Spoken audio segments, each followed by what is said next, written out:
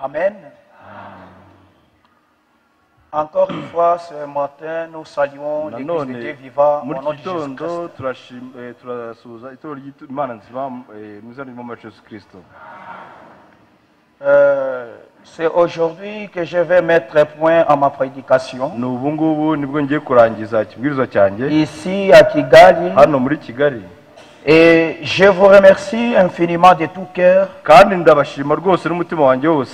le nom de Jésus-Christ. Je salue aussi le pasteur qui m'a accordé la chair pour prêcher la parole de Dieu. Il ne m'a jamais connu prêcher, il ne m'a jamais vu prêcher. C'est par la confiance qu'il m'a accordé la chair. Et je remercie tout le monde qui ont écouté la parole durant cette semaine qui vient de s'écouler. Et qui l'ont accueilli comme la parole de Dieu dans leur cœur.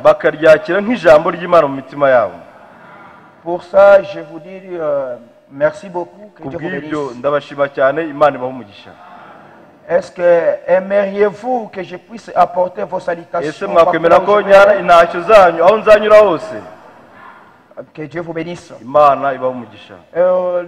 Au courant de la semaine, je vois que l'assemblée, aujourd'hui, l'assemblée est pleine. Et il y avait son cela qui n'était pas là au courant de la semaine. Je vais me présenter comme il n'y a pas du temps pour me présenter par le pasteur. Je suis votre frère Ilunga Michel. Je viens du Congo, précisément dans la province du Katanga, à Lubumbashi.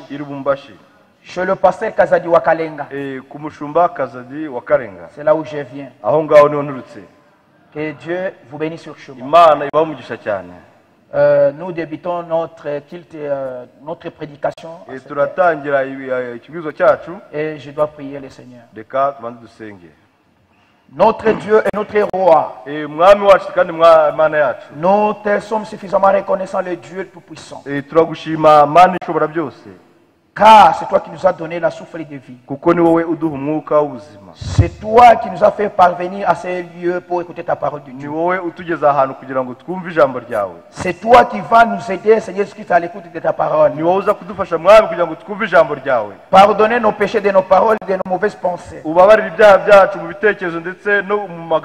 nos mauvais regards. Oh Dieu le Tout-Puissant, purifie-nous dans la fontaine du sang de Marie. Que ton esprit puisse oindre chacun de nous pour l'écoute de ta parole. Aide-moi qui va parler à cette église. Aide aussi mon frère et ma soeur qui va écouter cette parole. Ôte à moi, Seigneur, ce que c'est mes pensées.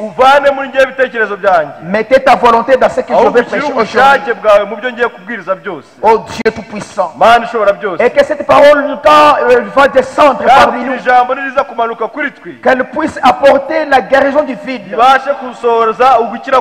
Qu'elle puisse apporter la délivrance totale. Qu'elle puisse sauver les âmes perdues. Que ça provoque que le Saint-Esprit puisse descendre au milieu de nous. Que ça puisse sanctifier cette église. Car nous demandons avec foi. C'est au nom de Jésus-Christ. Amen. Je vous invite à vous mettre debout pour lire la parole de Dieu.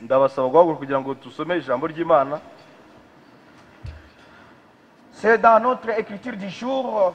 Notre écriture du jour. C'est dans Jean chapitre 1er. Au commencement était la parole, et la parole était avec Dieu, et la parole était Dieu. mbere na mbere hariho jambo, jambo yahoranye n'Imana kandi jambo yari Imana. Elle était au commencement avec Dieu. Uwo yahoranye n'Imana mbere na mbere. Et toutes choses ont été faites par elle, et rien de ce qui était fait n'a été fait sans elle. Ibintu byose niwe wabiremye, ndetse mu byaremwe byose nta na kimwe kitaremwe nawe. En elle était la vie, et la vie était la lumière des hommes. muri we harimo ubugingo kandi ubwo bugingo bwari umucyo w'abantu.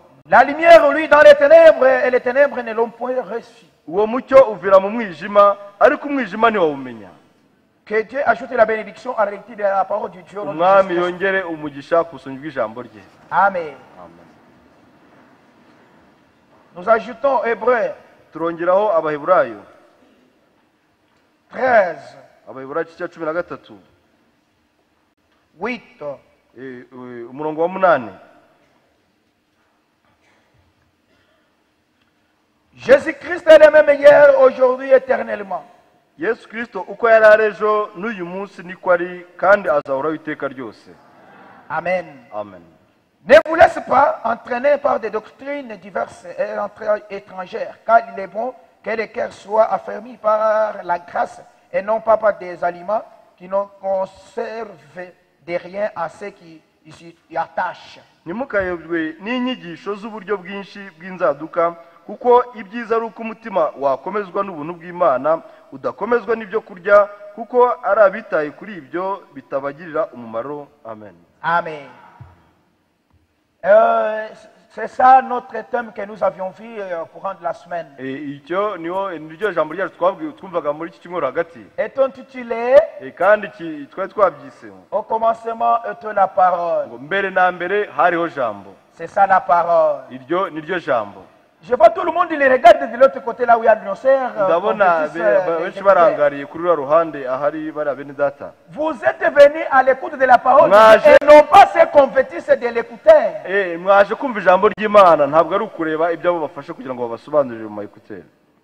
En tout cas, vous avez oublié même l'objectif. Je m'adresse chaque fois quand moi je prêche, je m'adresse aussi aux visiteurs. Ici, nous ne prions pas Branham. Ici, nous ne baptisons pas au nom de Branham. Ici, nous prêchons Jésus-Christ qui est mort à la croix et qui est ressuscité. Amen. Ici, nous ne prêchons pas Franck. Nous prêchons Jésus-Christ qui est mort et qui est ressuscité. Et ici, nous croyons que la Bible c'est notre absolu. Nous croyons que les brochures ce sont des lunettes pour bien voir les versets. Amen. Amen. Si tu crois comme ça, alors nous sommes ensemble avec toi. Et quand si nous lisons dans les brochures, nous sommes convaincus que Dieu a parlé dans notre âge. Amen. C'est là où il y a le pardon des péchés. C'est là où il y a la promesse d'être baptisé du Saint-Esprit. Si tu ne crois pas cela, alors nous ne marchons pas ensemble avec toi. Amen. Amen. Et c'est ça, nous débutons maintenant notre prédication en disant au commencement était la parole. Et cette parole, en elle il y a la vie éternelle. Amen. Si vous acceptez la parole de Dieu, vous avez la vie éternelle. Si tu n'as pas encore cru au Seigneur Jésus-Christ ce matin, je t'affirme que vous êtes perdu. Néanmoins que tu crois en la parole de Dieu. Alléluia. Amen. Et un serviteur de Dieu, appelé de Dieu, il prêchera la parole de Dieu.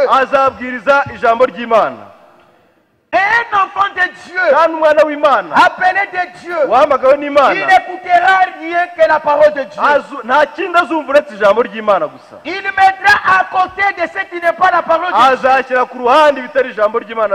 Et il s'y rattachera à la parole de Dieu. Amen. Amen. Parce que nous sommes quittés dans les dénominations. C'est pour une préparation pour aller au ciel. C'est ça l'objectif si vous avez oublié l'objectif. L'objectif que vous avez poussé à voir le message du temps de la fin. C'est pour la préparation pour aller à l'enlèvement. Amen. Amen. C'est ça. Il n'y a pas autre chose qui nous a amenés ici. C'est pourquoi respectons la parole de Dieu. Croirons la parole de Dieu. Et cette parole, quand elle arrive, quand elle entre dans ton âme, ça va changer votre vie. Amen. Amen. Si la parole de Dieu entre en toi, ça va changer votre vie ancienne. Parce que c'est la parole de Dieu. Quand Jean était venu dans le monde, il prêchait la repentance au peuple. Et il tenait un langage difficile au peuple. Soit en disant que race de vipères, ce n'était pas facile de t'appeler comme race de vipères. Et les gens croyaient, oui, nous sommes la race de vipères. Mais ils n'avaient pas abandonné la parole. Parce qu'il avait la vie en elle. Comment que nous voyons aujourd'hui? Aujourd'hui nous voyons autre chose. Qui n'était pas là même au commencement. Les gens commencent maintenant à crier. Comme prêche ça. Ça non. Ça va? Continuez comme ça. Tu vas récolter. Parce que quelqu'un il récolte ce qu'il aura. Alléluia. Amen. Si tu sèmes des graines, des haricots, pas moyen de récolter les arachides. Tu récolteras ce que tu avais semé. Alléluia. Amen. La parole de Dieu est adressée aux enfants de Dieu. Ça c'est la vérité. Un jour, c'est dans Jean. Je me rappelle quand Jésus-Christ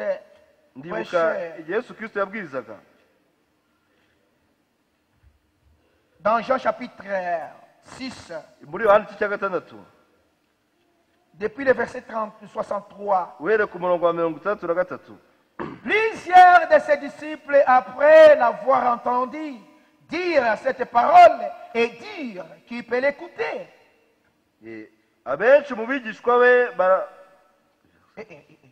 60. umurongo wa 60.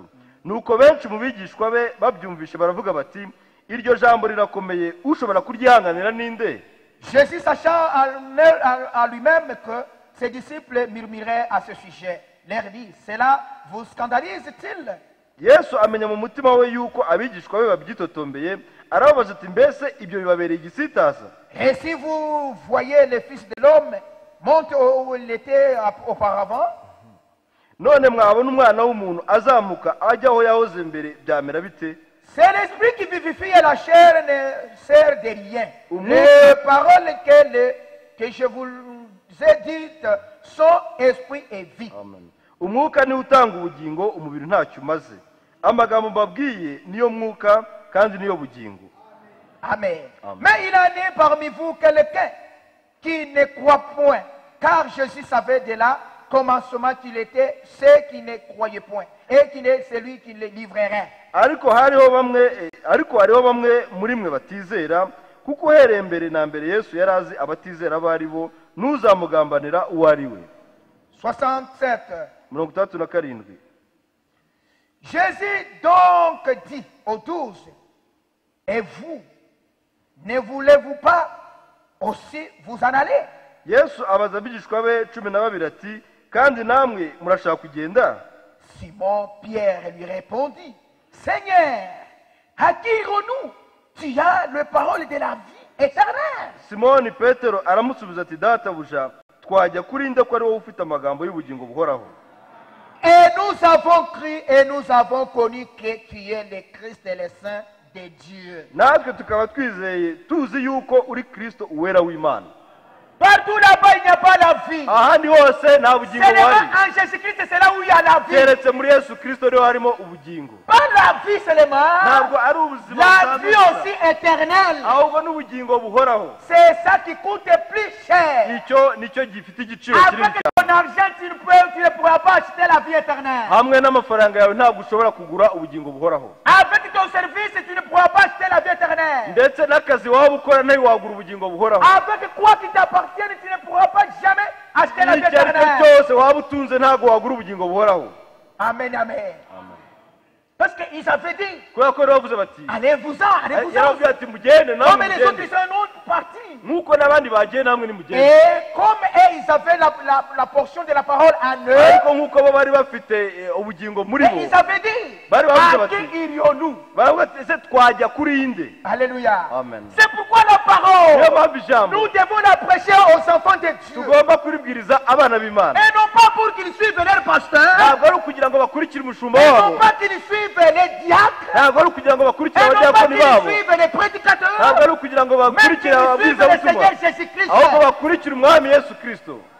Pasteur n'a pas le ciel pour le mettre. pasiteri nta juru afite ryo Le kugushyiramo, prédicateur n'a pas le ciel de le mettre. ababwirizabutumwa nta juru Le bafite, prédicateur n'a pas le ciel pour le mettre. ababwirizabutumwa nta juru Il dit bafite que bo le gushyiramo, Seigneur Jésus-Christ qui possède le ciel pour le mettre ahubwo ses umwami enfants. Yesu Kristo niwe wenyine ufite ijuru ryo gushya abantu. Alléluia. Amen. Et cette parole, kandi iryo jambo quand il entre en toi, iyo ryinjiye muri weho il va te changer. riraguhindura, Tu ne vivras pas comme jadis tu vivais. ntabwo uzongera kubaho nk'uko wabagaho, Ça va apporter la vie nouvelle en toi. ahubwo bizana ubuzima bushya muri weho. Comme Paul disait, nk'uko Pawulo yavugaga ce n'est ati, pas moi qui vis, ngo si njyewe c'est ukiriho, Christ qui vit en moi. ahubwo ni Kristo uriho muri njyewe. Alléluia. Amen. Il y a les enfants de Dieu qui croient cette parole hariho comme ça, abana b'Imana bizera iryo jambo gutyo uko rimeze, et qui en vivent chaque parole. kandi bakabaho nk'uko ijambo ry'Imana Et qui rivuga, craignent l'Éternel jour et nuit. kandi bagatinya Uwiteka amanywa n'ijoro. Alléluia. Amen. Cette parole ne descendra pas iryo jambo ntirizamanuka sans pour autant iyo ritagize laisser les grâces ridasize ubuntu là où elle était prêchée. aho ribwirizwa No, no, hose. no, no. oya, Et ça engendre les enfants de Dieu. kandi rigomba kubyara abana b'Imana. Alléluia. Amen. Parce que Jésus-Christ disait, kubera ko Yesu Kristo aravuga ati, mes brebis, intama zanjye il écoute ma voix et il me suivent. zumva ijwi ryanjye kandi zirankurikira. Ça c'est la vérité. uko ni ukuri. C'est dans Jean 10:3. aho ni muri Yohana igice cya 10 umurongo wa 3 mushatse Dans kubisoma, Jean 10:3. muri Yohana igice cya 10 umurongo wa 3. Et un enfant de Dieu, kandi umwana il w'Imana obéira azubaha à la parole de Dieu. azubaha ijambo Et non pas ry'Imana, qu'à la parole de l'homme. ntabwo azubaha ijambo ry'umuntu iryo ari Parce que ryo dans ryose, la parole de l'homme, kubera ko mu il n'y magambo a pas la y'umuntu vie, il y a la mort. ntabwo harimo ubugingo, harimo urupfu, Mais dans la parole de Jésus-Christ, ariko mu ijambo c'est rya là où il y a Yesu la Kristo vie éternelle. aho niho harimo ubugingo buhoraho. Alléluia. Amen. C'est pourquoi devant la parole, niyo mpamvu imbere y'ijambo ôtez votre pensée, uvanemo ibitekerezo ôtez byawe, votre vision, uvanemo uko ôtez ubibona, votre désir, uvanemo ibyifuzo byawe, mettez la volonté de Jésus-Christ. ahubwo ushyiremo ubushake bwa Yesu Kristo. Pour un enfant de Dieu, kubw'umwana w'Imana il met d'abord premièrement ashyira mbere na mbere devant lui, imbere ye, c'est la parole de Dieu. icyo ashyira imbere ye ni ijambo Et le ry'Imana, reste après. ibindi byose bikaza nyuma. Moi, je dirais Amen. igihe navuga ngo wamena kuri iryo Amen. jambo, Parce que c'est la parole. kubera ko ni ijambo ry'Imana. Je prêche aux enfants de Dieu la parole. ndabwiriza abana b'Imana ijambo ry'Imana. Si en toi il y a la profondeur, niba muri wowe harimo uwo mubande, tu diras Amen à la parole. wavuga amen ku ijambo ry'Imana. Amen. Amen. C'est ça qui nous a amenés ici. icyo ni cyo kituzana hano. Je vais lire un tout petit peu le prophète. ndasoma gato ku by'umuhanuzi yavuze, Parce que je l'aime tant. kubera ko ndabikunda cyane. C'est dans la brochure. ni mu butumwa Il n'en était pas ainsi au commencement. buvuga ngo mbere na mbere siko byari bimeze. De 1960. bwo muri 1960 À la page 8. ku rupapuro rwa 8 18 paragraphes. ku gika cya 18. Eh bien, noneho je pense que ndibwira yuko pour moi, ku bwanjye j'aimerais adorer nifuza gusenga et adorer avec une église kandi gusenga hamwe n'itorero qui croit les pleins évangiles. ryizera ijambo ry'Imana ryose. Voyez-vous cette parole? Ese iryo jambo muraryizera? Si vous le croyez, pourquoi pas amen? Nese niba mwoye buryizera kuki mutavuga amen? C'est la parole. Iryo ni ijambo ry'Imana. Ce n'est pas ma parole à moi, Michel. Ntabwo ari ijambo ryanjye ngewe, C'est la parole de Dieu. ahubwo ni ijambo ry'Imana. Si c'est la parole de ton père, Niyo riba ijambo rya so, tu accepteras amen à sa parole de ton père. wavuga amen ku ijambo rya so. Si c'est la parole d'un homme, Niba ari ijambo tu ry'umuntu, vas te taire parce que c'est la parole de uricecekera Dieu. kubera ko ari ijambo ry'umuntu. Amen. Amen.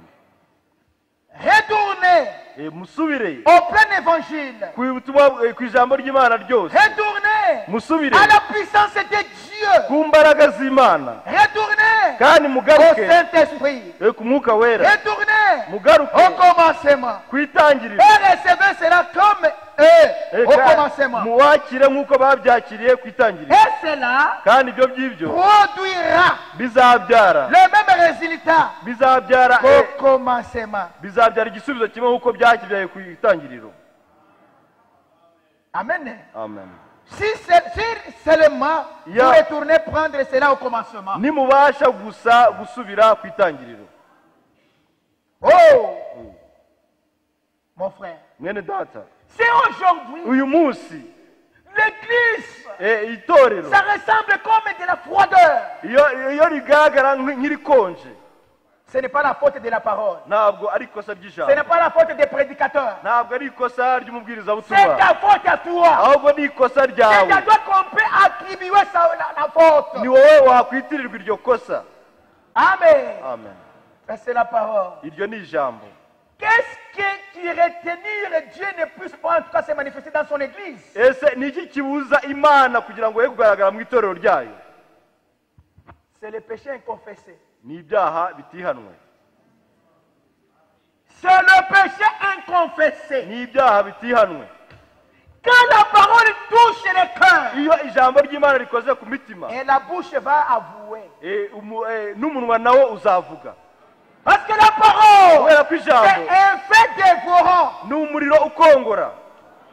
Alléluia. Amen. Tu ne pourras pas résister devant la parole. Ntabwo ushobora guhagarara imbere y'ijambo. Si ce message, Niba buno butumwa, ce message ubu butumwa ne te pourra pas te changer. niba budashobora kuguhindura, Qu'est-ce qui pourra maintenant te changer? ese niki cyazatuma uhinduka noneho?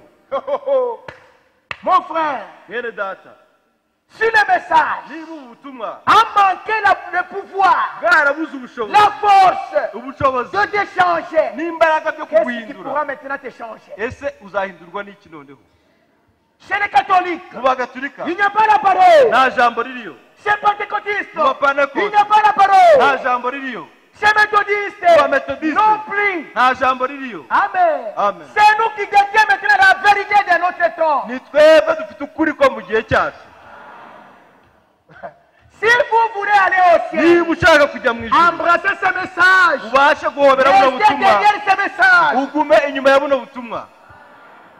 Ce n'est pas le message qui va suivre ce que tu veux. Ntabwo ubutumwa aribwo buzakurikira ibyo ushaka, C'est à toi maintenant qui va suivre ce que le message veut. ahubwo niwe ugomba gukurikira icyo ubutumwa bushaka. Alléluia. Amen. C'est ça. Nuko bimeze. Un enfant de Dieu, Umwana w'Imana il écoute la parole de son père. yumva ijambo rya se, Son père lui dit, iyo ise allez amubwira à ati droite. tujye Il va se iburyo, pencher à droite. arumvira akajya iburyo. Alléluia. Amen. Ça c'est la vérité. Uko ni ukuri.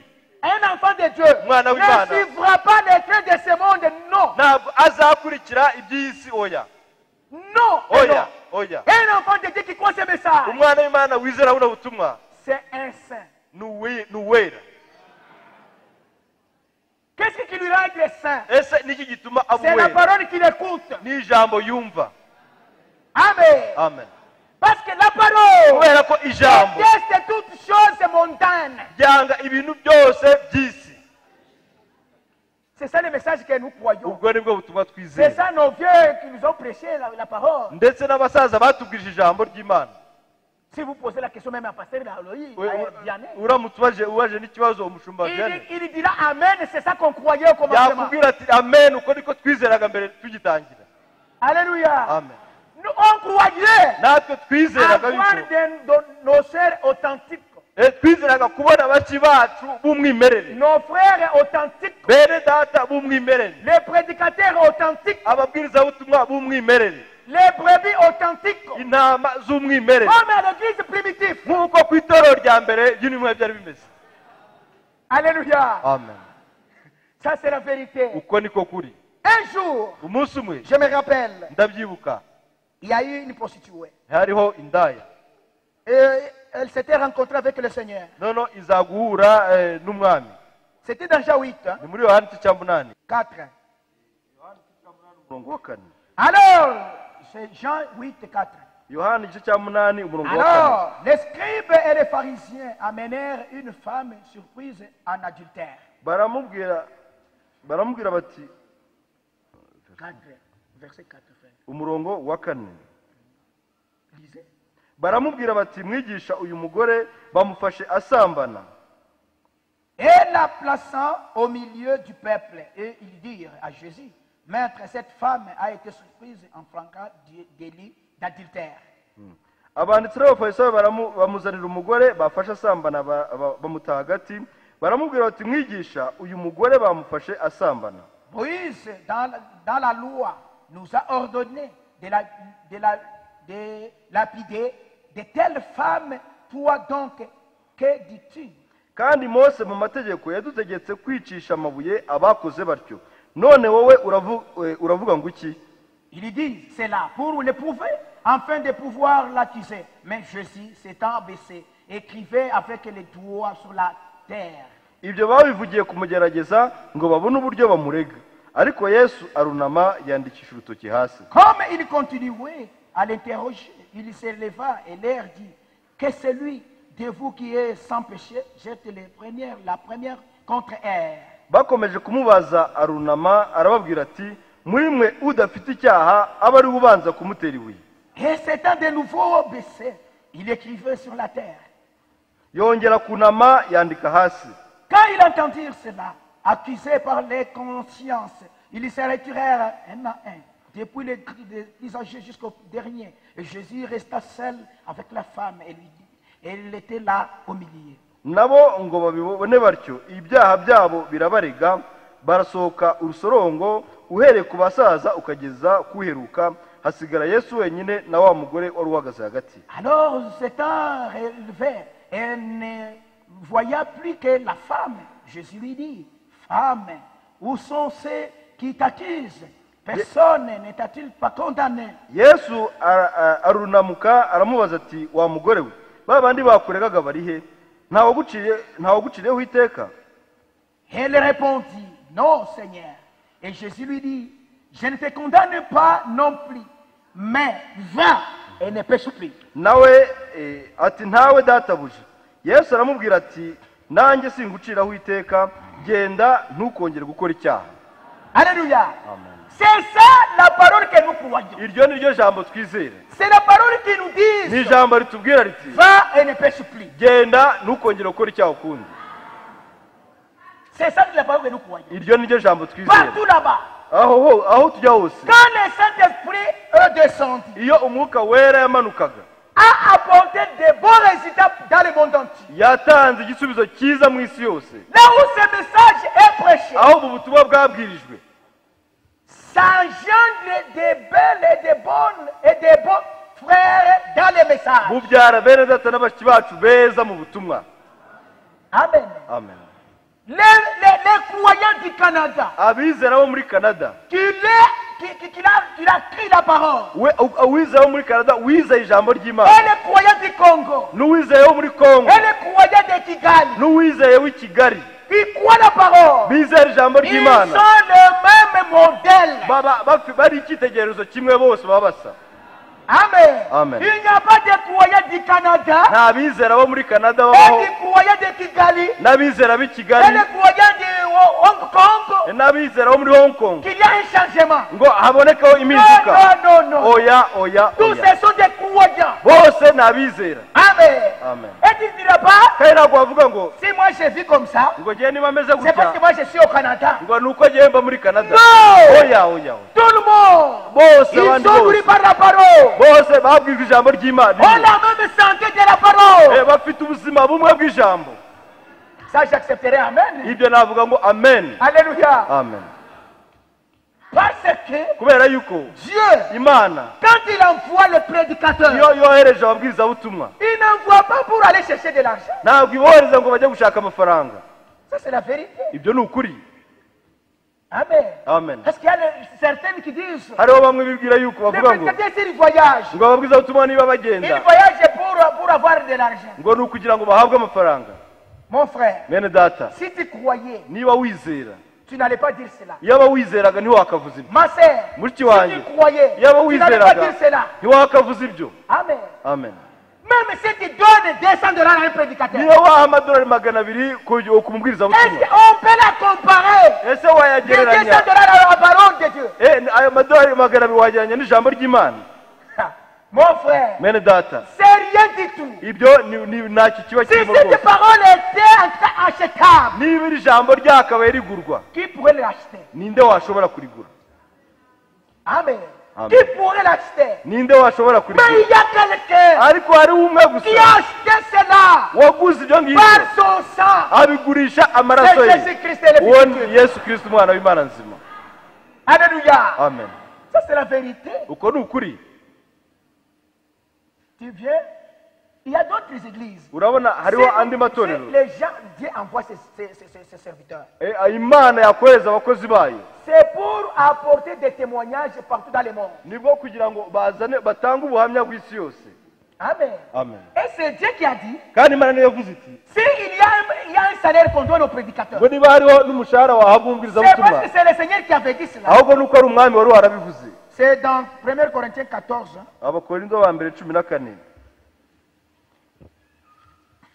Plutôt 9. igice cya 9. Abakorindo ba 14, verset 14. Abakorindo ba mbere igice cya 9 umurongo wa 14. De même aussi, le Seigneur a ordonné à ceux qui annoncent l'évangile de vivre de l'évangile. N'umwami wacu nuko yategetse ko bavuga ubutumwa bwiza batungwa n'ubutumwa. Est-ce que vous avez de la Bible? Ese mufite Bibiliya?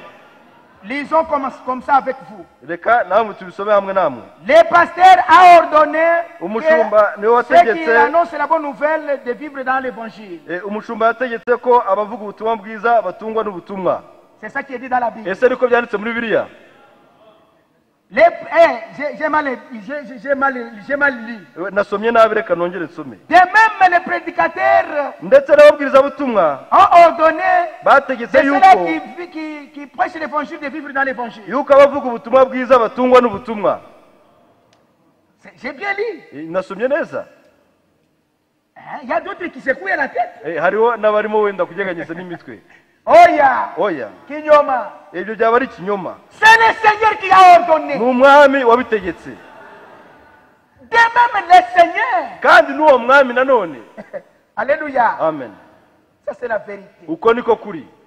La parole de Dieu Ijambo ry'Imana apportera des bons résultats au commencement. rizabyara ibyiza nk'uko ryabibyaye ku gihe cya mbere. Et la parole kandi ijambo ry'Imana fera que tu puisses être baptisé du Saint-Esprit. rizatuma ubasha kubatizwa n'Umwuka Wera. Amen. Amen. Je vais vous rappeler ceci. ndashaka kwibutsa iki ngiki. Si vous n'êtes plus encore être baptisé du Saint-Esprit, niba utarabatizwa n'Umwuka Wera, ne te vante pas ma soeur. ntiwirirwe wihimbaza mushiki Ne wanjye. te vante pas mon frère. ntiwihimbaze mwene Ne data. te vante pas prédicateur. ntiwihimbaze Ne te mubwirizabutumwa. vante pas pasteur. ntiwihimbaze Ne mushumba. te vante pas téléspectateur. ntiwihimbaze uwo ari we wese uri hano. Mais évente-toi Ahubwo- si vous avez le Saint-Esprit dans ton âme. wishime niba ufite Umwuka Wera mu bugingo bwawe. Alléluia. Amen. C'est cela. Ibyo ngibyo C'est ça qui nous a fait parvenir à croire ce message. ibyo ngibyo bitugeza ku kwizera ubutumwa bwiza. Alléluia. Amen. L'église de Dieu vivant. Itorero ry'Imana nzima, Partout là où il y a les enfants de Dieu, aho ari abana b'Imana hose, les ramassis ne manquera jamais. ntabwo hazigera habura Les ramassis, les gens qui suivent. abantu abakurikira ntibazigera Qui suivent babura les autres. abakurikira abandi ntibazigera babura. Voilà. C'est ça qu'on appelle les ramassis. C'est comme si dans le mariage, ni nko mu bukwe si quelqu'un on la prend en mariage, niba umuntu bamutumye mu bukwe chez elle, iwabo mu elle rugo va prendre sa petite fille umukobwa arashyingiwe pour l'accompagner iwabo afata umwana muto kugira ngo amuherekeze au mariage. mu bukwe. Mais les propriétaires du mariage, c'est celle-là qu'on a mariée. ariko ibirebo ishyingirwa ni wa wundi washyingiwe gusa. Et les ramassis none abaherekeza n'obéiront jamais à la parole. ntabwo bazigera bumvira ijambo na rimwe. Alléluia. Amen. Je vous dis la vérité. ndababwira ukuri. Amen. Amen. Nous continuons à lire turakomeza gusoma dans cette brochure. Parce muri qu'il y a iki des gitabo bonnes cy'umuhanuzi kuko harimo ibintu byinshi. 19 paragraphe. igika cya 19. C'est pourquoi je suis ici ce soir à Phoenix. niyo mpamvu ndi hano kuri mugoroba i C'est Phoenix. pourquoi cette foule niyo mpamvu s'est aba rassemblée bantu ici. bateraniye hano bangana batya. C'est parce que nous croyons cela. nuko twizera Comme gutyo est au commencement. nk'uko bizeraga ku Dieu itangira. est infini. imana ntigira Il iherezo ne peut changer. ntishobora guhinduka. L'homme change. umuntu arahinduka Les temps changent. ibihe Les birahinduka royaumes changent. ubwami burahinduka Les mondes changent. isi irahinduka Les églises changent. amatorero arahinduka. Mais ariko Christ kristo demeure le même hier, aujourd'hui, uko yari éternellement. ari ejo n'uyu munsi n'iteka ryose niko ahora. Amen. amen. Il ne peut jamais changer. ntashobora guhinduka na rimwe. Il est juste comme il était au commencement. aratunganye nk'uko yari ari imbere na mbere. Ça c'est vrai. nibyo ni ukuri. Vous dire, ushobora kuvuga uti eh bien, nibyo nos églises amatorero yacu existent depuis des années et des années. yabayeho Et des guhera années. iteka yabayeho mu myaka myinshi yashize. C'est bien. ni byiza. C'est la preuve qu'elle a tenu bon. ni ibyerekana ko yabashije gukomera no kugumaho imyaka myinshi. Mes frères, ariko mwene si data nous n'avons pas la puissance de Dieu, niba hatarimo imbaraga z'imana si ne prêchez pas l'évangile, bakaba batabwiriza ijambo ry'imana la pleine évangile, ijambo ry'imana ryose au commencement, noneho il n'en était pas ainsi. mbere na mbere siko byari bimeze. Alléluia. amen. Si niba nous ne prêchons pas encore l'évangile, tutabwiriza ubutumwa bwiza c'est la mort. ni urupfu. Amen. C'est la mort. ni urupfu.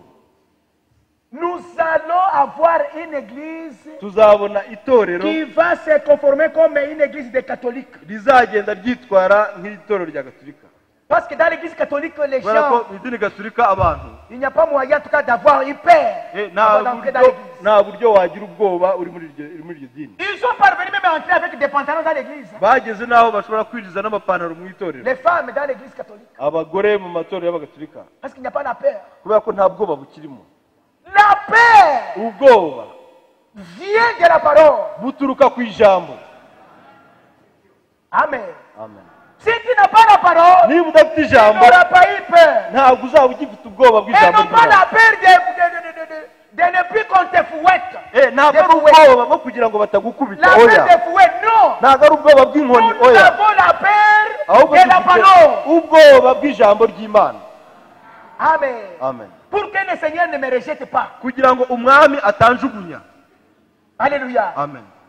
Et kandi les blancs, nk'abazungu même les gouvernements, ndetse na za leta ils ont vu, babonye yuko il y a le banditisme, hariho ubujura il bukabije. y a des choses graves. hariho ibintu bikomeye byinshi. Comme ça, pour atténuer le banditisme, noneho kugira ngo ugabanye ubujura mu bantu faisons des bombes reka dukore amabombe. atomiques, dukore amabombe des atomike. bombes nucléaires, amabombe akomeye ahambaye.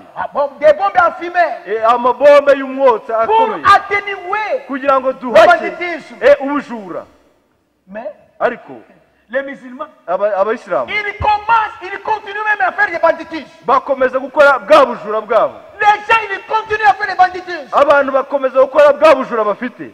Je pense que c'est ici chez vous, il n'y a pas de bandits de main armée. Ici chez vous, au sinzi Rwanda. niba hano mu Rwanda nta bujura bwitwaje intwaro buhaba. Partout dans des pays Congo, mu bihugu byinshi ku isi muri il y Kongo a des bandits de main armée. habaho abajura baza bitwaje intwaro. Si bien qu'il y a des armes, niba abantu bashobora kuba bafite izo il y ntwaro a des prisons.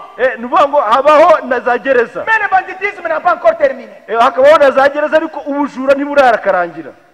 Et ils pensent pensaient que avoir restauré le système de prison de grandes armes, warakizeho intwaro zihambaye ugashyiraho na za gereza, ils vont terminer le banditisme. ibyo byatuma ubujura bushiraho. Oh, et ça continue de plus en plus. Kandi bigakomeza byiyongera ahubwo byiyongera. Mais Dieu, ariko Imana quand il a regardé, igihe yarebye, qu'est-ce que je peux donner aux gens ese nahiki pour terminer le banditisme? kugira ngo mvaneho ubwo bujura Il n'ububanyi? nous a envoyé sa parole. Yatwohereje ijambo ryayo. Amen. Amen.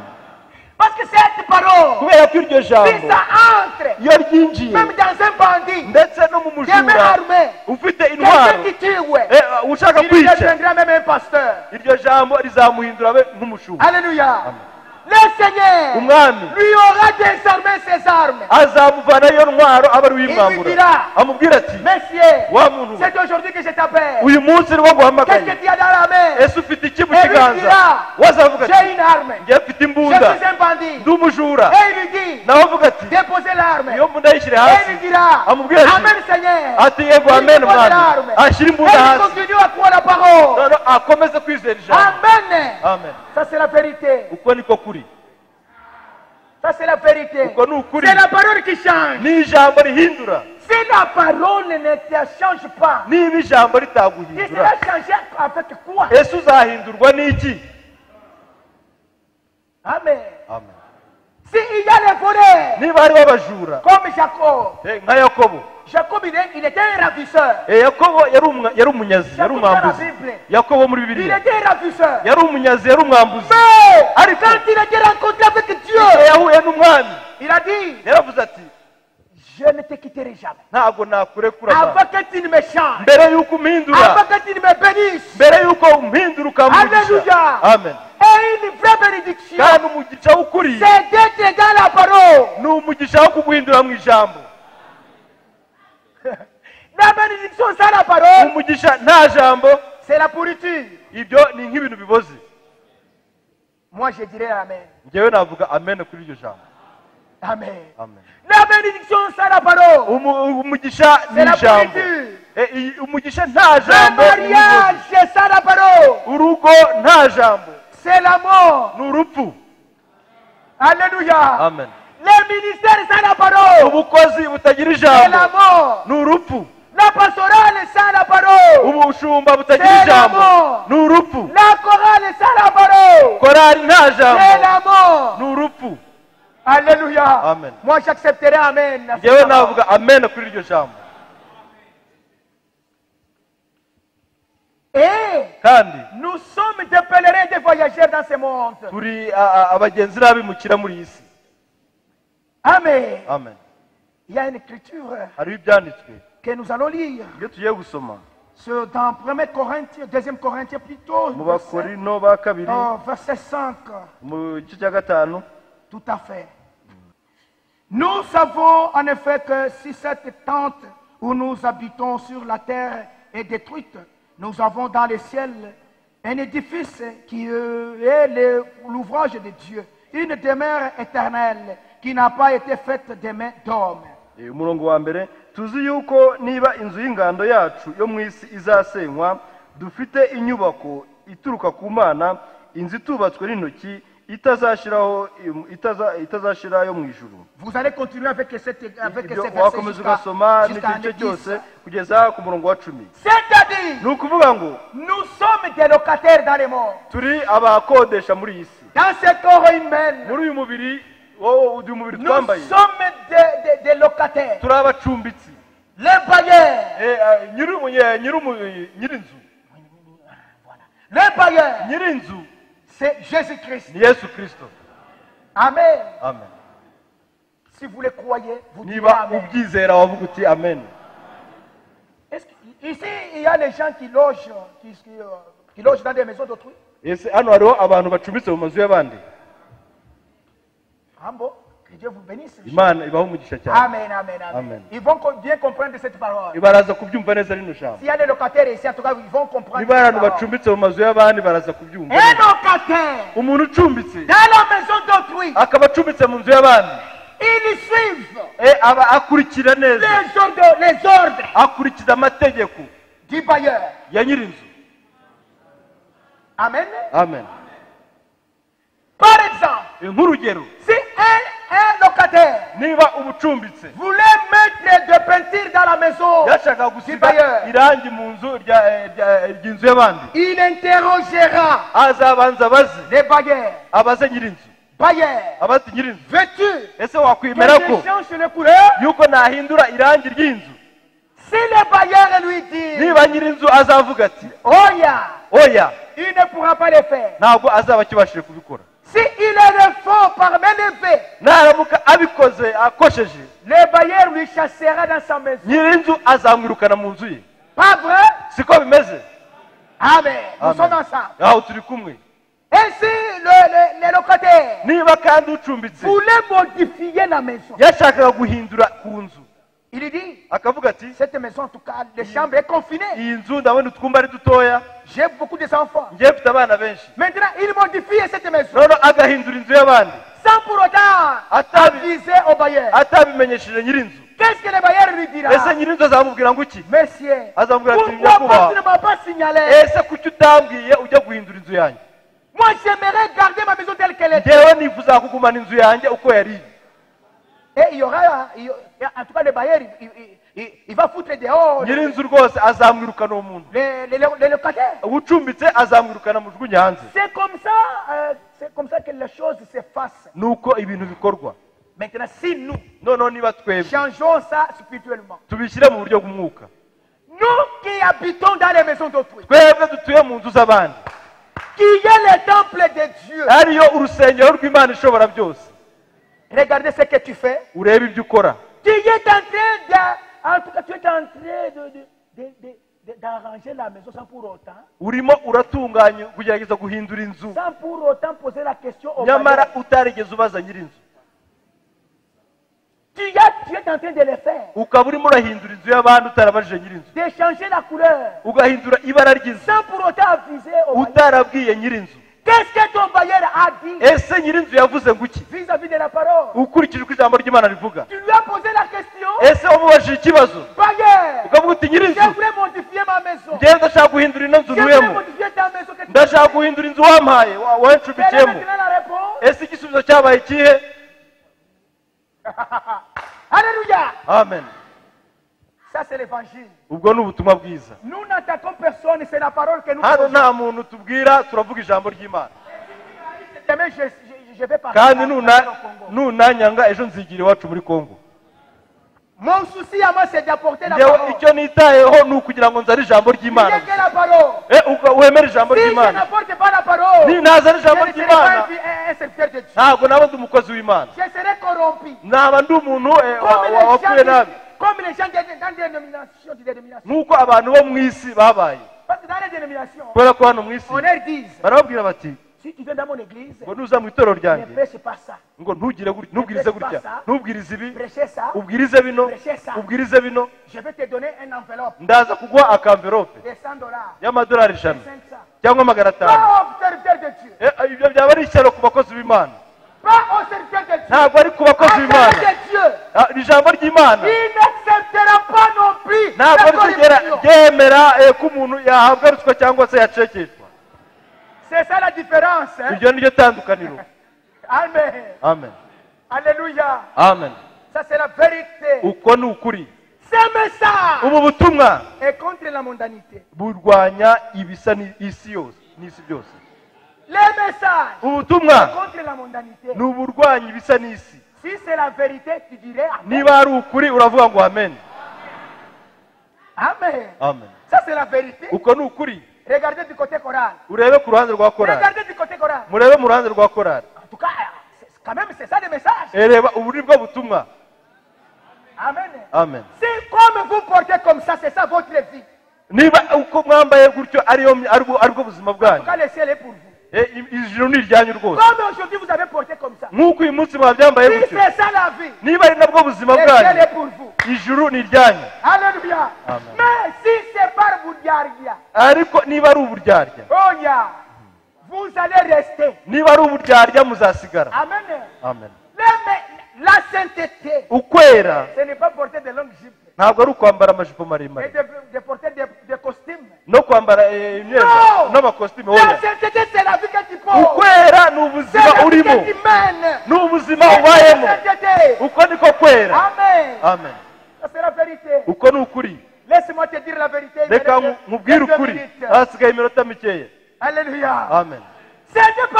Iri jambo rifite imbaraga zo guhindura ubuzima bw'umujura. Amen. Rufite imbaraga bufite imbaraga zo guhindura ubuzima bw'umuntu w'indaya. Amen. Uko ni ukuri. Niba nyir'inzu il te dit, akubwiye ati, c'est par exemple que j'ai dit, ni nk'urugero ndimo gutanga parce que je ne vous connais pas, kuko njye simbazi, et vous aussi vous ne me connaissez pas. kandi nanjye ntabwo munzi. D'ailleurs je viens de loin.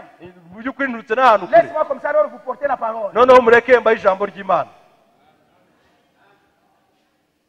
Si le bailleur te dit, niba nyir'inzu avuze ati, ne mettez pas les mèches dans ta tête. we gushyira kubohera imisatsi meshe ku mutwe wawe. C'est par exemple. Uryo ni urugero. Mais toi tu dis, wowe ukavuga uti, non, c'est pour modifier. ngo yango ni ukugira ngo mpinduremo, ngo nimo guhinduramo gake gake. Je vais détoler votre maison. Ndafata inzu yawe. Je vais mettre les tôles. No, iyi nzu yawe ngiye kwivanaho amabati nshyiraho andi mabati. Est-ce que le bailleur peut t'accepter? Ese nyir'inzu ibyo bintu yabyemera? L'église se m'adresse à toi. Ibyawe ibyo ngibyo. Dans le monde, dans le charnel. Hano mu buryo bw'isi, mu buryo busanzwe ukaza ukavuga uti, bailleur, nyir'inzu, je voulais détoler la maison. Ndashaka kuvana amabati kuri inzu yawe. Parce que moi j'aime là où il y a la fraîcheur. Kuko nge nkunda ahantu hakonje hameze neza. Je vais mettre la paille. No, nzashyiraho ibyatsi kuko aribyo bikonje. Ese nyir'inzu ibyo bintu yabyemera? L'église, torero ry'Imana, le bailleur acceptera cette parole. Nyir'inzu yakwemera ibyo ngibyo? Oya. Utuye mu nzu y'abandi, ni inzu y'Imana. Tu as détolé. Wamaze kuyivanaho amabati, wowe ushyiraho ibyatsi byawe kubera ko ngukunda ibintu bikonje. Ushaka kugaragara ku bantu, ushaka kuba mwiza ku bantu, urashaka kuba umuntu ugezweho imbere y'abantu. Mushiki wanjye, mwene data, wanyuze ku ruhande, ugaruke ku ijambo. Amen. Reka nkubwire ukuri. Si je n'apporte pas la vérité, ni nakubwiza ukuri, je ne serai pas un serviteur de Dieu. Ntabwo naba ndi umukozi w'Imana. Amen. Amen. Parce que toutes choses, kubera ko ibintu byose seront payées à cause de ce que nous sommes en train de faire. Tuzahembwa dukurikije ibyo dukora. Toi qui écoutes, wowe urumva, tu seras payé à l'écoute de la parole. Uzahemberwa kumva ijambo ry'Imana. Nawe uravuga, je serai payé à cause de ma prédication. Nzahembwa kubw'ibibwirizwa nabwirije. Amen. Amen. Et malheur à moi. Kandi ishyano, je ne vis pas la prédication que je prêche. Ishyano kuri jye niba ntabwiriza ibyo, niba ntabaho ibyo mbwiriza. Malheur à moi. Byaba ari ishyano kuri jye, je ne vis pas la parole que je prêche. Niba ntabaho nk'ijambo ndimo kubwiriza. Aussi laisse-moi vous dire la vérité. Kandi nanjye mundeke babwiza ukuri. Ma sœur, mushiki wanjye, noneho comme tu as mis le vernis, la vernis ça vaut ce que vernis yo musiga ku nzara, amabara asigwa ku nzara, cyangwa ngo nuko muri si tu as mis dans les ongles, niba warashyize ku nzara, avez-vous posé la question au bailleur? Ese wigeze ubaza nyir'inzu icyo abitekerezaho? Je voulais changer la couleur. Ndashaka guhindura amabara y'izi nzara. Si tu lui avais posé la question, ese iyo uza kumubaza ni waramubaza ikibazo, quelle est la réponse du bailleur? Ese igisubizo cya nyir'inzu ni ikihe? Quelle est la réponse du bailleur? Igisubizo cya nyir'inzu yagusubije ni ikihe niba waramubajije? Amen, amen. Amen. Ou bien, no, cyangwa se wowe ubwawe ufunga umutwe urinangira, ou bien cyangwa se ukumvira ijambo ry'Imana. Amen, amen. Amen. Un enfant de Dieu, umwana w'Imana, il est flexible à la parole. Ni umuntu uba yoroshye imbere y'ijambo. Amen. Amen. Quand elle écoute la parole, iyo yumva ijambo ry'Imana, elle va se fléchir devant la parole. agenda agapfukama imbere y'ijambo, akavuga ati mwami, ati ntabwo bikwiriye, umbabarire, nabagaho mu cyaha, kandi ungirire ubuntu. Avec ça, moi je dirais l'amen. Hamwe kuri ibyo nge navuga nti amen. Laisse-moi te dire la vérité. Ureke nkubwire ukuri. Au commencement était la parole. Mbere na mbere hariho jambo. Et tu ne pourras pas jamais, kandi ntabwo uzashobora na rimwe, en tout cas, être corrompu avec la parole. ntabwo uzashobora guhindura ijambo cyangwa se kurigorora. Oya.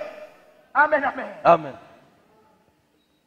Quand il couche avec les femmes, iyo uryamana n'abagore, as-tu déjà posé la question au bailleur? ese wigeze ubaza ikibazo nyirinzu? Bailleur, umuguti nyirinzu, moi ici, njyewe hano je voulais coucher avec les femmes. nifuzaga gusambana n'abagore.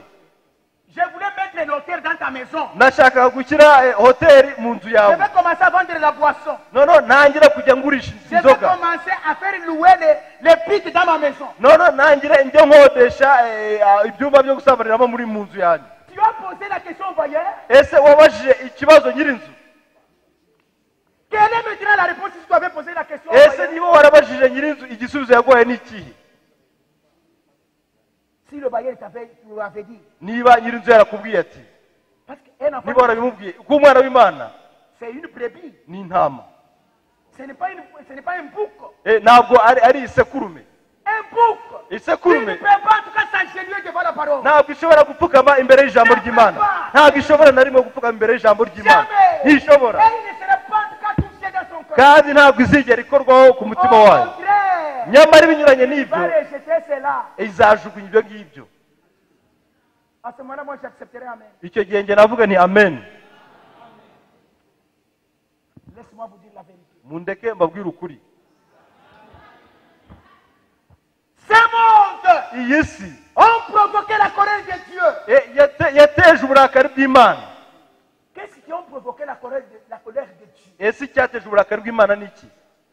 Nous voyons Turabona, le monde est devenu maintenant corrompu. tubona ukuntu isi yamaze kugorama. Les péchés icyaha ont le pouvoir d'attraction. gifite imbaraga zikurura. Ont le pouvoir d'attraction. icyaha gifite imbaraga zikurura. Ça attire. kirakurura. Ça amène kiratwara à kikajyana. de l'influence. kikagira gukurura, gifite gukurura Les gukomeye. péchés icyaha à de l'influence. gifite imbaraga zikurura. Si ça entre dans l'église, iyo cyinjiye mu itorero ça entre avec beauté. cyinjirana ubwiza bwinshi. Ça devient comme succulent. kikaba nk'ikintu kiryohereye. Ça paraît c'est comme bon. kikamera nk'ikintu cyiza. Et ça envahit. Ça va envahir. kandi kikaza Ça kirimbura. va envahir. kikaza Ça kirimbura va influencer. gifata abantu Ça va bose, entrer. gikurura Ça va cyinjira, nourrir kikaboza les enfants de Dieu. abana b'Imana. Alléluia. amen.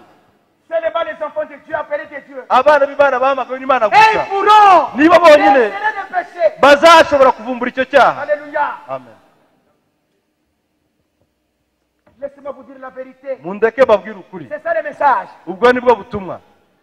Dieu Imana a besoin de la qualité et non pas de la quantité. Imana ikeneye ibintu bifite umwimerere n'akamaro kuruta ubwinshi bw'abantu. Amen. amen. Même le pasteur ndetse n'umushumba a besoin d'avoir la qualité et non pas de la quantité. akeneye kubona abantu bazima kuruta ubwinshi bw'abantu benshi. Amen. amen.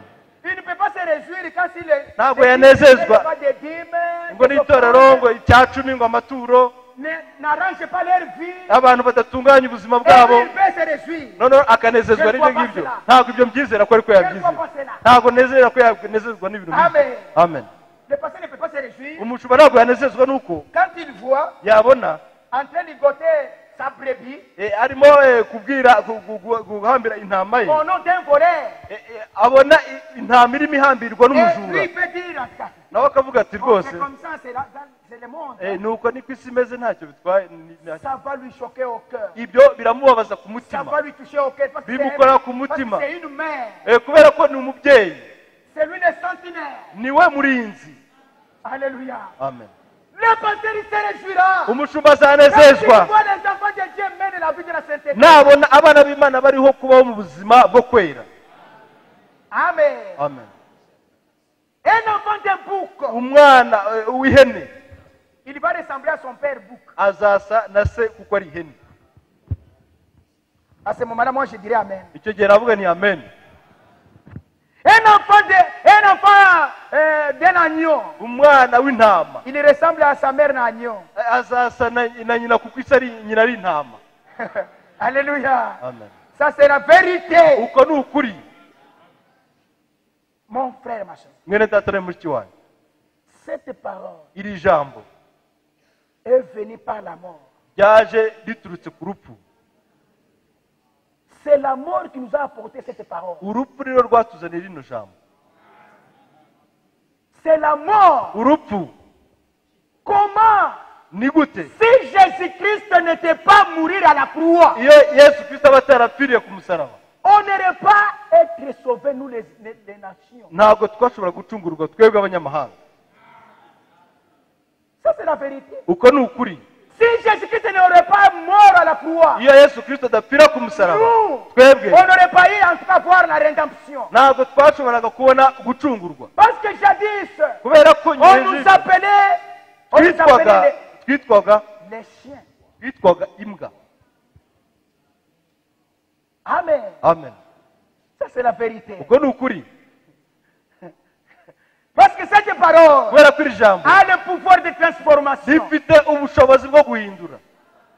Paul, Paulo, qui était bandit, wari umujura, en allant dans les chemins d'Emmaüs, agiye mu nzira y'i Damasiko pour aller kugira ngo arrêter ceux-là qui priaient Jésus-Christ, ajye gufata babandi barwanyaga Yesu pour Kristo, les amener en prison. kugira ngo abashyire muri gereza.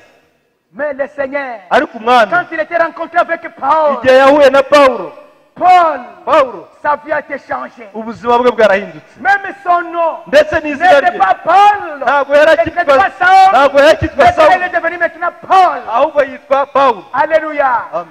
Les mêmes résultats, Uko ça byamugendekeye doit exister même aujourd'hui. ndetse n'uyu munsi bishobora kongera kumera gutyo. Amen. Amen.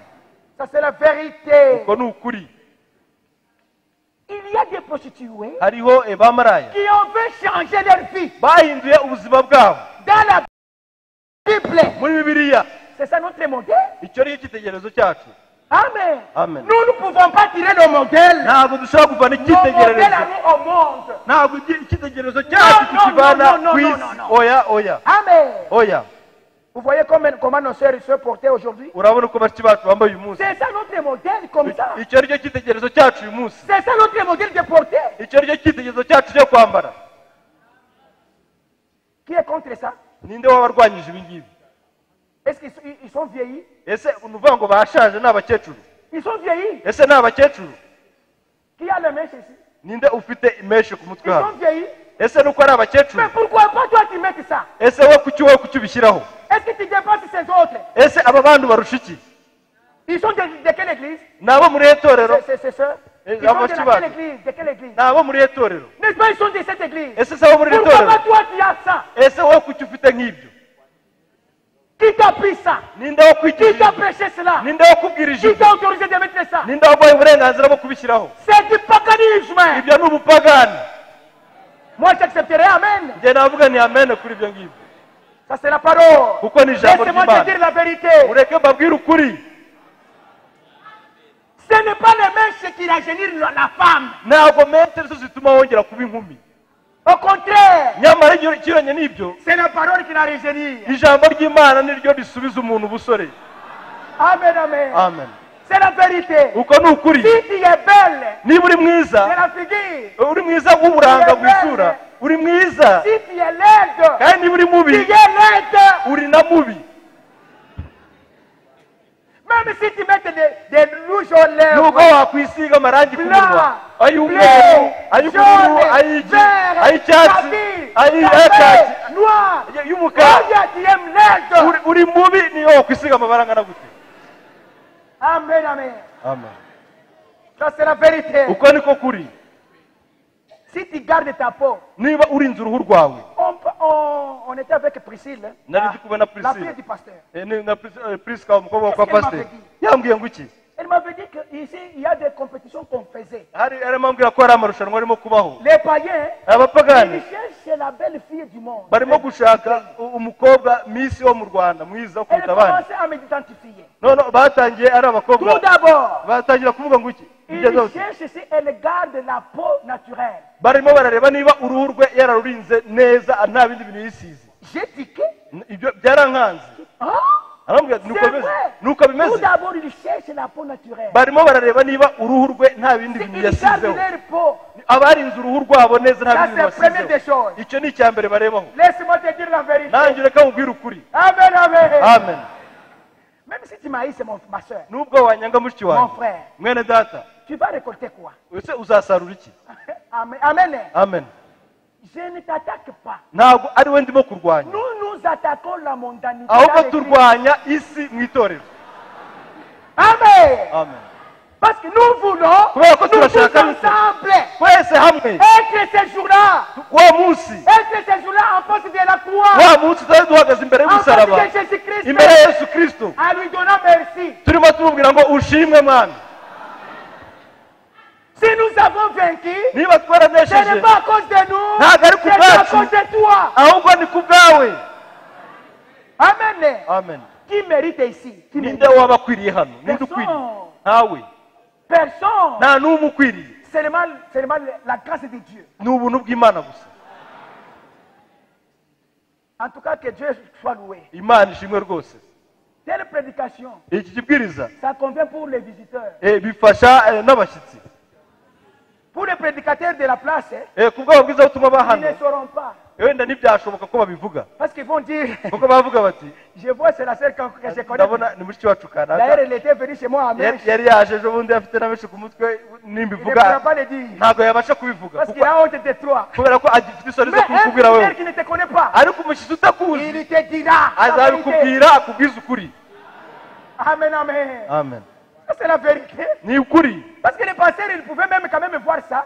ko umushumba ashobora no kubibona Peut-être l'esprit Wenda. humain peuvent lui arriver wenda igihe bikamugeraho yuko de l'étonner dans l'église. akabona hari ibintu biri mu itorero Peut-être il y a ceux-là qui le connaissent bien. hakaba hari mushiki wacu azi neza Amen. amen Si c'est la parole, niba ari ijambo ry'imana accepte que c'est la parole. wemere ko ari ijambo ry'imana Amen. amen Ça, c'est la vérité. uko ni ukuri C'était une sœur. Mais je n'ai pas dit que je vais répondre ici à la chair. C'est la parole qui vient. ni ijambo rije hari mushiki wacu waramubwiye ko ntabwo nari nzi ko ndibusubiza hano kuri shere ariko ni ijambo rije mu C'était Eunice, ni enisi la fille du pasteur. umukobwa wo kwa pasiteri Elle m'avait vu. yarambonye J'étais à la télé ndi kuri en train televiziyo de regarder. ndimo kureba televiziyo Il y avait le catch. hari harimo kaci Les gens qui jouaient au catch. ba bantu bakina kaci Catch américain. bya kaci Et b'abanyamerika par après, noneho elle nyuma m'a posé la question. ambaza ikibazo Est-ce qu'il est permis de regarder le catch? ese biremewe ko umuntu yareba kaci Il a dit, n'est-ce pas, c'est le péché? ese si icyaha Moi, j'ai dit, oui, oui, ndababwira nti c'est nibyo le péché. ni icyaha Ce n'est la parole. ijambo ry'imana Amen, amen. Laissez-moi vous dire la vérité. mureke mbabwire ukuri Personne nta muntu n'umwe n'est au-dessus de la parole. nta muntu n'umwe N'est au-dessus de la parole. nta muntu n'umwe uri hejuru y'ijambo Ah! Hejuru y'ijambo. Ok. Amen. amen Personne Nta muntu n'est n'umwe au-dessus de la parole. uri hejuru y'ijambo Tout le monde. buri wese Quand il écoute la parole, niba wumva ijambo tu dois le faire sûr. ugomba gukomera muri iryo jambo Amen. Amen. Même les prophètes, ndetse n'umuhanuzi quand il brise la parole, iyo abwiriza ijambo il doit fraîchir devant la parole. agomba guca bugufi imbere y'ijambo Amen. Ça, c'est la vérité. uko ni ukuri Quand il m'avait dit, yambazaga ati je ne lui avais pas résisté. ntabwo nigeze J'ai mukomera dit, imbere oui, oui. narababwiye ni ibi rwose C'est mal. ni bibi C'est bien que je suis en face de la télé. nubwo ndi imbere ya televiziyo Vous voyez. murareba C'est bien que je n'ai pas mis la bande. ntabwo ari ibande nashyizemo Mais c'est le péché. ariko ni ikosa ni icyaha Amen. amen J'avais vite compris que, nahise numva yuko en tout cas, les gens aiment la vérité. abantu kwe mu by'ukuri bakunda ukuri Les enfants de Dieu aiment la sainteté. abana b'imana bakunda kwera Amen. amen Ça, c'est la vérité. uko ni ukuri Mais toi, ariko weho est-ce que, ma soeur, mushiki wanjye qui pourra aimer ninde wakunda un serviteur de Dieu prendre une femme d'autrui? ko umukozi w'imana atwara umugore w'abandi Qui aimera cela ninde wabikunda ibyo ngibyo dans l'église? Qui aimera Itorero, cela? ninde wakunda ibintu Et nk'ibyo les gens sachent que abantu bazi yuko les frères Michel, mwene data michel couche avec la femme de tel frère. akaba aryamana n'umugore wa mwene data runaka, Qui aimera cela? ninde wakunda ibyo? Personne. nta n'umwe, Rien. nta n'umwe. Laisse-moi vous dire la vérité. reka mbabwire ukuri. Amen, amen. Amen. Ézéchiel. muri Ezekiyeli Je vais arrêter à 35. ndarangiza na 35.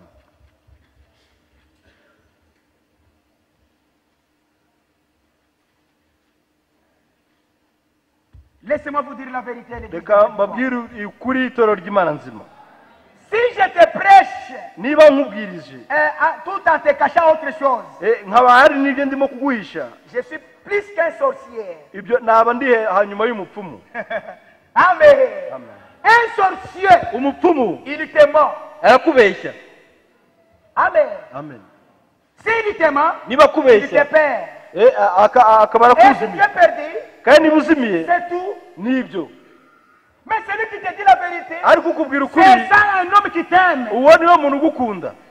S'il y a des gens à aimer, niba hariho c'est abantu bo celui qui te dit la gukunda, vérité en face. abantu bo gukunda ni wa wundi ukubwira ukuri akureba mu maso. Amen. Amen. Mais c'est un gardien, ariko umuntu w'indyarya il te montrera l'autre face. azajya akwereka iyindi sura. Il peut te dire, ashobora kukubwira Mais, ati mwene la data, parole que tu n'as prêchée, que tu n'as ijambo prêchée, watubwirije en tout cas c'est une vraiment rwose parole. rwose ni ijambo Mais ryiza, dans son cœur, ariko mu mutima we il dit, harimo asya amenyo. voyez.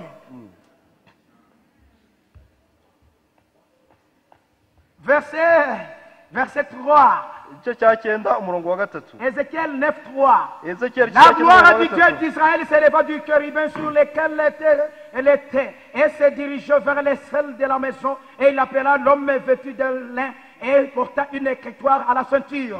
nuko basanga ubwiza bw'Imana Isirayeli bwavuye ku mukerubi aho bwahoze bugeze ku muryango w'inzu, maze ahamagara uwo muntu wari wambaye imyenda y'ibitare afite ihembe ririmo wino mu itako rye. L'Éternel lui dit, passe au milieu de la ville, au milieu de Jérusalem, et fais une marque sur les fronts des hommes qui soupirent et qui gémissent à cause de toutes les abominations qui s'y commettent. nuko Uwiteka aramubwira ati, genda unyure mu murwa hagati muri Yerusalemu, maze ushyire ikimenyetso ku gahanga k'abantu banihira ibizira bihakorerwa byose bikabatakisha. Amen. Amen. L'église, vous êtes avec moi. ese torero muri kumwe nanjye? L'Éternel a ordonné umwami yarategetse, à Uwiteka quelqu'un un yarategetse, ange qui portait la ceinture. ategeka marayika wari wambaye umukandara umushumi, Passe dans les villes. aramubwira ati, uce mu murwa Va regarder. ugende urebe, Va regarder. urebe Les gens qui soupirent. abantu baniha À cause de l'abomination qui se banihishwa commettent. n'ibibi bikorerwa mu murwa, À cause de l'abomination qui se n'ibibi commettent. bikorerwa mu murwa. Continuons. Reka avec la dukomeze lecture. dusome 5.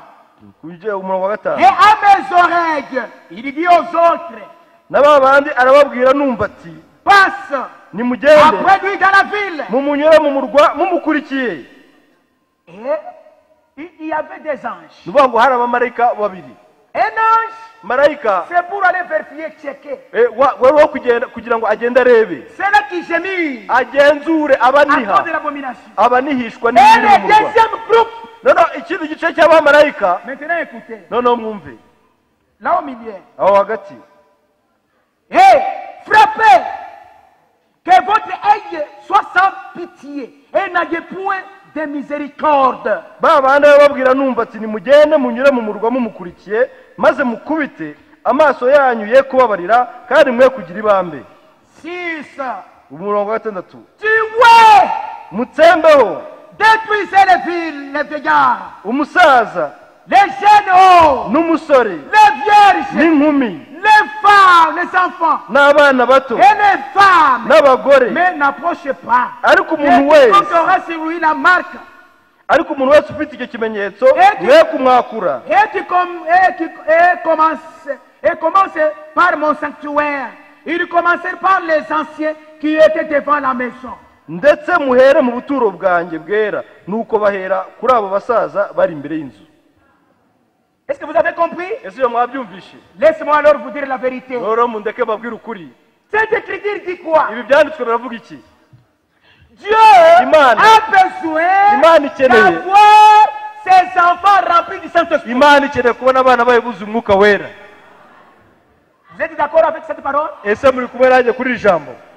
Amen. Amen. Maintenant, noneho Dieu a dit, imana yavuga iti pour te donner d'abord son sceau, kugira ngo imana itange ikimenyetso cyayo, kugira ngo iguhe ikimenyetso cyayo, il a envoyé un ange yarabanje yohereza marayika pour te respecter. kugira ngo agenzure, Il regarde arebe dans le cœur arebe mu mitima des gens qui soupirent abantu baniha à cause du péché, banihishwa à n'ibyaha cause de l'abomination. n'ibibi, Il regarde, aritegereza il regarde aritegereza et il passe. noneho agatambuka. Ensuite, noneho nyuma Dieu a dit, imana yavuga il iti a envoyé un autre groupe. yohereza abandi bamarayika, Il les a commandés. abategeka, Écoute-moi bien. aravuga ati munyumve Que neza, vos yeux amaso yanyu n'ayez point sans pitié, ye kugira impuhwe sans cyangwa ibambe, miséricorde. we kugira ibambe, Allez, tuez mwice.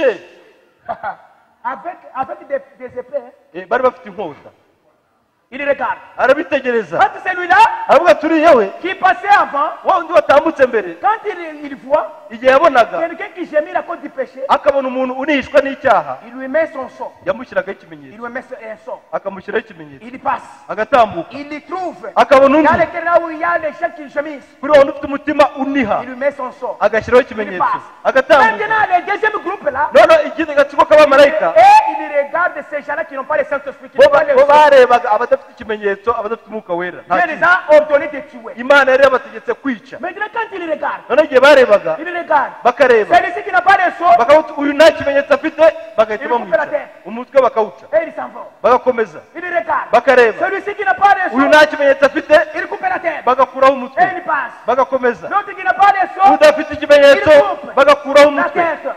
bagakuraho umutwe. Mais à celui qui a le sceau, ariko uwo il ufite peut arriver ikimenyetso avec l'épée. akaba yaraje afite inkota, Celui-ci, il a le sceau. akabona afite Il ikimenyetso, est freiné. agahita ahagarara, Il passe. agatambuka, Il vient. agakomeza. Il voulait yajya taper. yajya Il a gukora le utundi, sceau. afite Il est ikimenyetso, freiné. agahagarara. Mais à celui qui n'aura pas de sceau, ariko udafite il ikimenyetso coupe la tête. umutwe ukavaho.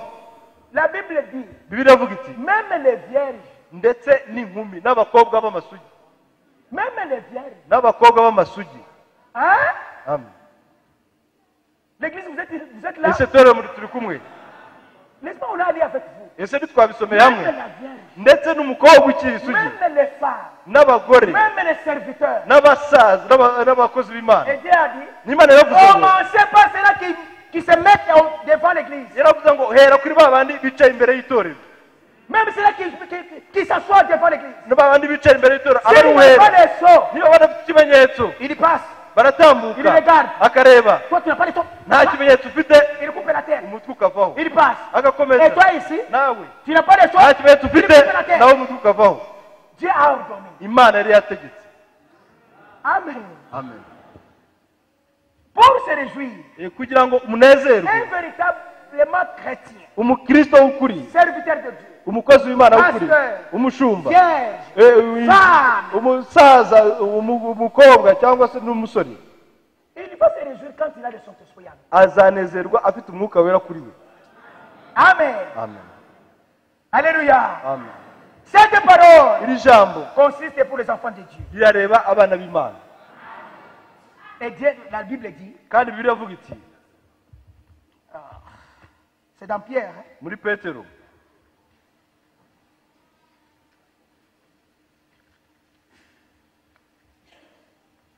première prière, je pense. muri Petero, C'est dans Hébreu, je pense. Et Dieu châtie son enfant. ni mu Baheburayo, 12. mu Baheburayo igice cya 12. Considérez en effet celui qui a supporté contre sa personne une telle opposition. De ces 4. umurongo wa 4. Vous n'avez pas encore résisté jusqu'au sang, en luttant contre les péchés. mwebweho ntimurageraho muvusha amaraso mu ntambara murwanya ibyaha.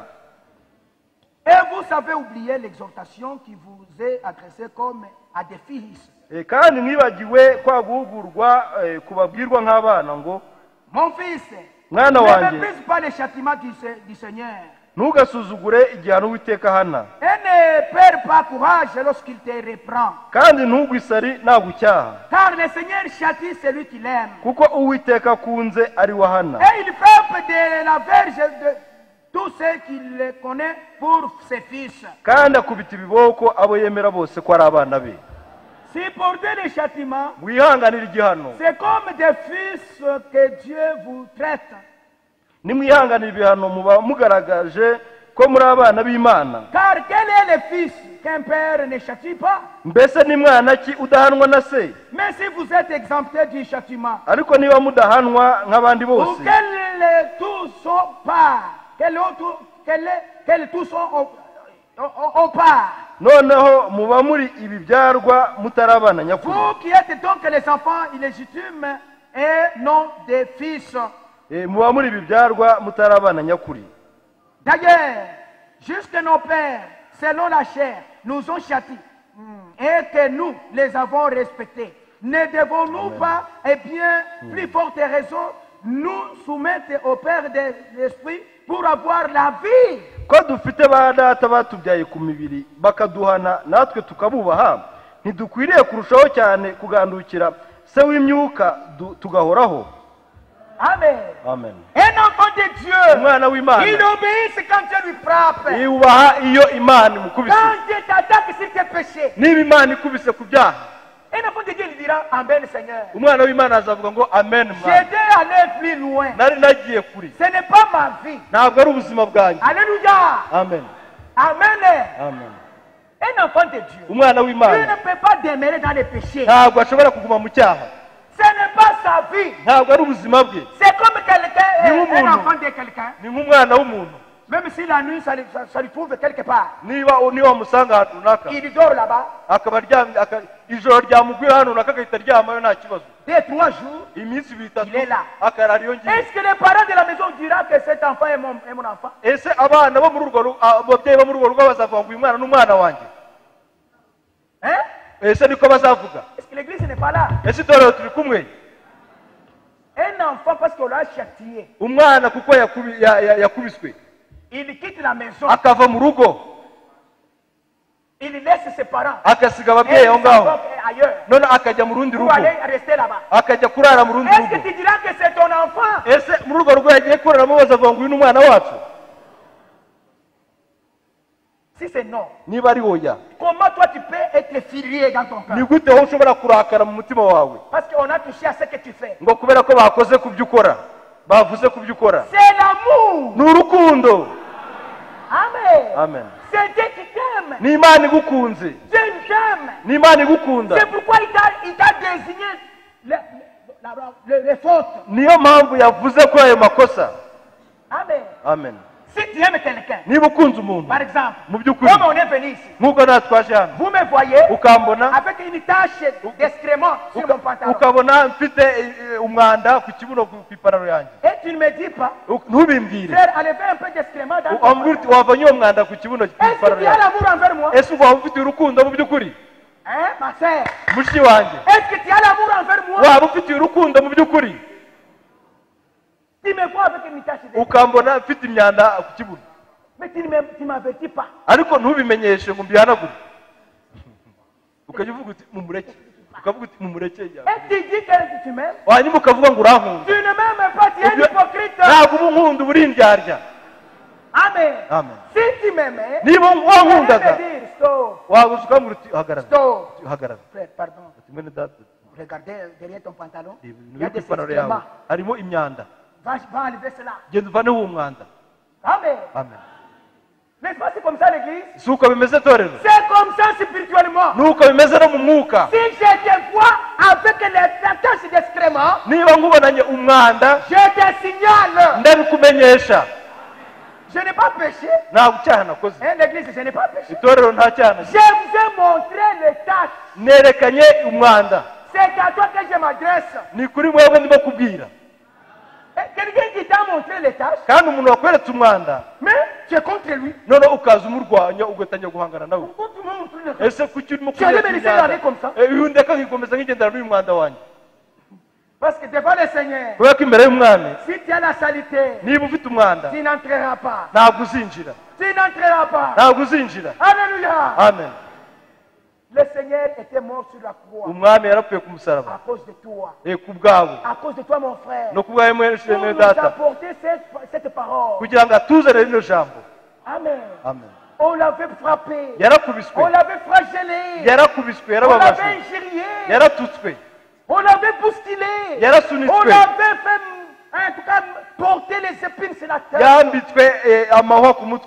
C'était pour nous apporter cette parole. Amen. Maintenant, toi, quelle est maintenant ta position pour aller au ciel? Dieu, il t'appelle. Dieu, il te cherche. Il te montre tes fautes.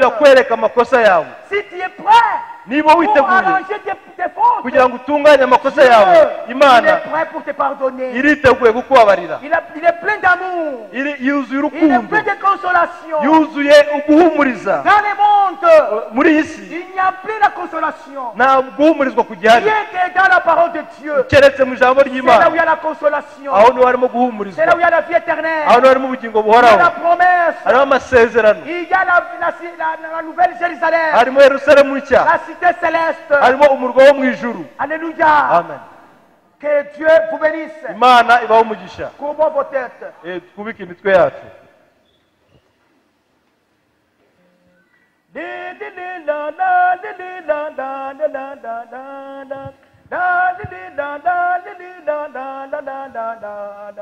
Imani shimekani over masengesho.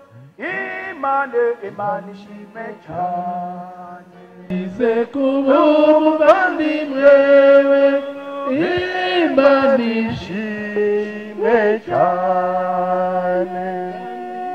Kandi vyo mfite vyose niwe wabihaye. Imani shimekani.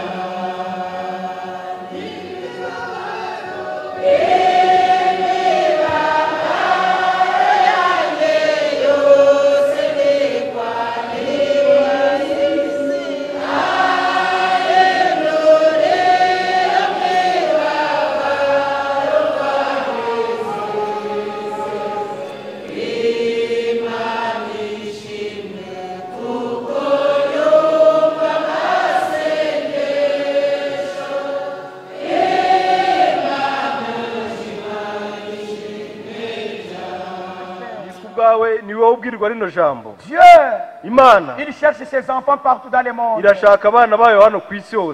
Qui n'a pas encore cru et qui n'a pas encore été baptisé au nom de Jésus-Christ? Si tu es là, tu veux être baptisé au nom de Jésus-Christ. Dieu t'appelle. C'est toi que cette parole est venue. Tu peux accepter en montrant ta main à l'air. Si tu es là, mon frère, ma soeur, c'est Dieu qui t'appelle. Lève seulement la main. Nous avons une main. Parce que le vrai baptême, c'est au nom de Jésus. Si tu n'es pas baptisé, si tu n'as pas accepté la parole, tu seras condamné. Si tu es là, mon frère, ma soeur, tu peux lever la main pour montrer là où tu es. Et c'est bien, pasteur, pour considérer. C'est à toi maintenant qu'on entend dans 2-3 minutes. ni wowe dutegereje muri minota nk'ibiri Ne dis cyangwa pas je viendrai demain. n'ubwo ngo nzagaruka ejo Il y a une main, que Dieu te nzabyemera bénisse ejo ma soeur. imana igumisha mushiki Tu wanjye peux te lever ma soeur. Ushobora Il y a guhaguruka une main, mushiki wanjye vraiment. Que Dieu vous bénisse ma soeur. imana igumisha mushiki wanjye Levez-vous ushobora ma soeur, guhaguruka si tu acceptes, levez-vous. ushobora Levez-vous. guhaguruka nibwo Ok, wabyemeye que Dieu vous bénisse. imana igumugisha Nous avons une âme. dufite ubugingo Là au ciel, il y a la joie. Il y hariya a mu un ijuru frère. hariho na mwene Nous avons data un frère et une sœur. dufite mushiki Que wacu Dieu na vous mwene bénisse le data chemin. imana ibaha umugisha Il y a rwose qui est d'autre? Il y a un autre frère. umushumba arasengera abo ngabo bizeye ijambo ry'imana zima mana ihoraho mana y'ubuntu kandi mana gitangaza twongeye guhimbaza izina ryawe nk'uko umukozi wawe amaze kuvuga mwami abangaba bahagurutse nibigaragaza ngo bari abana bawe niyo mpamvu igihe kigeze ijambo rikaza rikabamurikira inzira igana mu ijuru ushimwe kandi uhimbazwe ubaho umugisha ubabohore kandi databuja mwami ukora iby'iryo jambo ndakwereka databuja mwami n'ubugingo bw'abana bawe bamaze kumva ijambo ryawe twese turahumurijwe kandi turagushimiye tugushimiye yuko databuja mwami nubwo turi abanyamakosa ariko databuja mwami ntibitubuza kwitwa abana bawe kuko iyo uvuze tureba iminiho iminiho mu mitima yacu twumva iminiho buri wese arakunihira intege nke buri wese arakunihira ndagusabye kugira ngo databuja mwami ni ukuri nk'ijambo ryasohotse utugirire ubuntu utugirire ibambe ni ukuri databuja mwami tuva mu bwiza tugana mu bundi urakoze mwami nk'umugisha buri wese nk'umugisha umukozi wawe mu izina rya Yesu Kristo amen. Abo bene data wale wa ndugu barasigara bajye kwambara watabaki kisha wataenda kubadilisha reka bene mavazi data bigire hino. Asante Mungu wa heshima, Mungu unayetoa uzima. Sifa na shukrani tukulie sasa mchana wa leo. Tulisikia neno lako.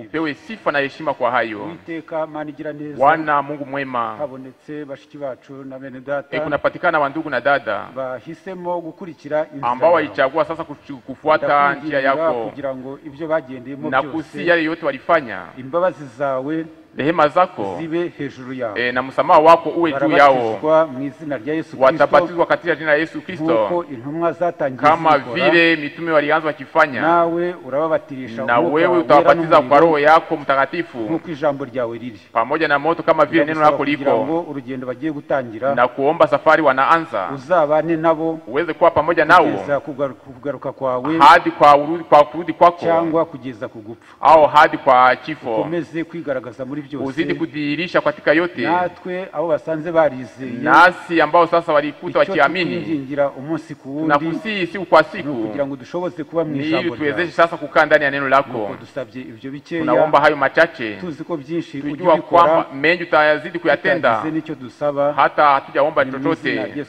Ni katika jina la Yesu Kristo tunaomba tukishukuru amen. Hose azabasuhuze mahali pote atapita awasalimu amen amen. Reka noneho rero tubashe